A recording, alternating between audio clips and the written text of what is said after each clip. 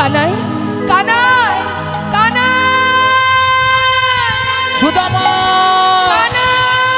সুদামা ছুটে গিয়ে কানাইকে জড়িয়ে ধরেছে। আর যেই না জড়িয়ে ধরেছে গাছের ডাল ভেঙে পড়েছে সুদামার পিঠে। কানাই চমকে উঠেছে। সুদামা হরিবল সুদামা সুদামা, এই যে গাছের ডালটি ভেঙে পড়লো, এই ডালটি তো তোর কাঁধে পড়েছে ভাই, তোর ব্যথা লাগেনি তো?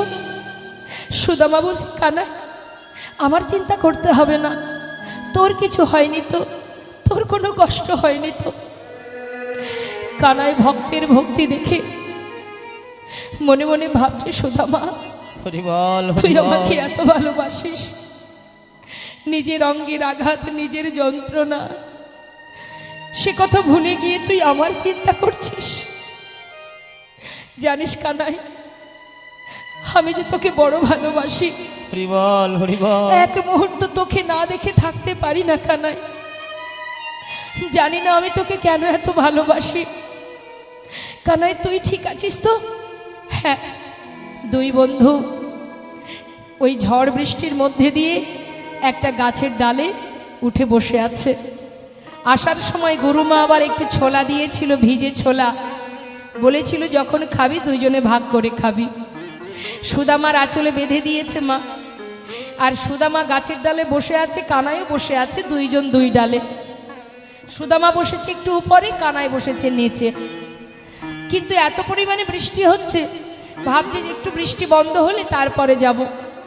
তাই দুইজনে গাছের ডালে বসে থাকতে থাকতে হঠাৎ খিদে পেয়েছে বলে, যেই না ছোলাটা খাবে বলে সেই আঁচলের গিঁটটা খুলেছে, খুলে মুখে দিতে যাবে, হঠাৎ মনে পড়ে গেল গুরুমা যে বলেছিল কানাইকে দিয়ে খেতে, কি করা যায়। একটা একটা করে মুখে দিচ্ছে আর ভাবছে, কানাই তো নিচের ডালে, নিচে নেমে কানাইকে দেব, এখন তো একটু খাই। একটা দুটো খাচ্ছে আর দুটো একটা করে নিচে পড়ে যাচ্ছে।